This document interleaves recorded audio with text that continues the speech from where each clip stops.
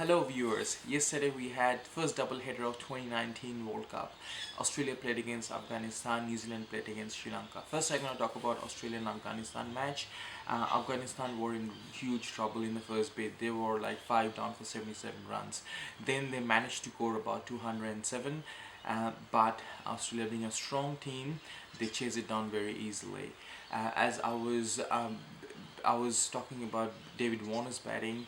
Thank God that Australia chose David Warner in opening slot and he showed his talent and what he's made of. He made about 89 runs and then 66 runs by Aaron Finch. It was a good partnership between them. It's a good sign for Australia that they scored a good run in the beginning of the tournament. And then Adam Zampa and Pat Cummins, they both took 3 wickets each.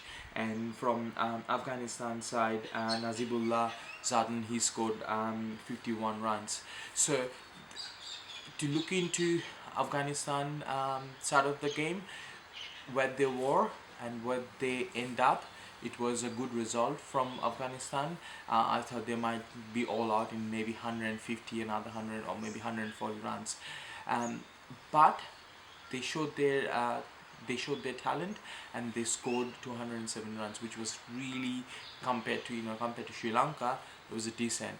And on the next match, we had New Zealand and Sri Lanka. There's not much to talk about apart from New Zealand just dominated the entire game.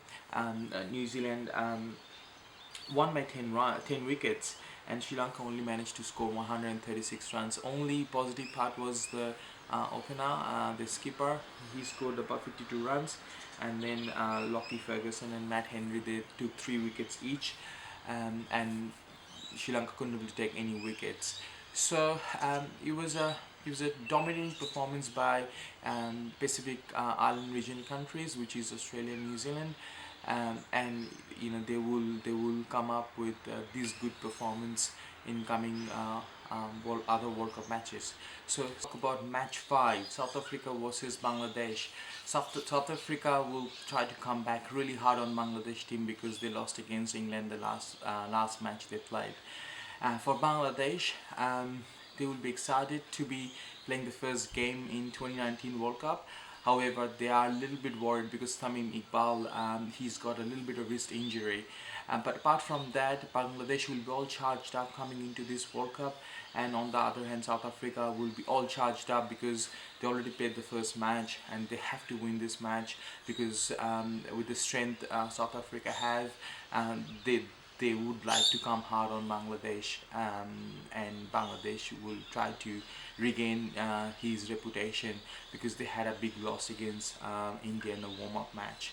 So this is going to be an exciting match today. The players to look for will be Rabada from South Africa and Hashim Amla, because Hashim Amla played really good knock in the warm-up game, but he couldn't able to make runs against England.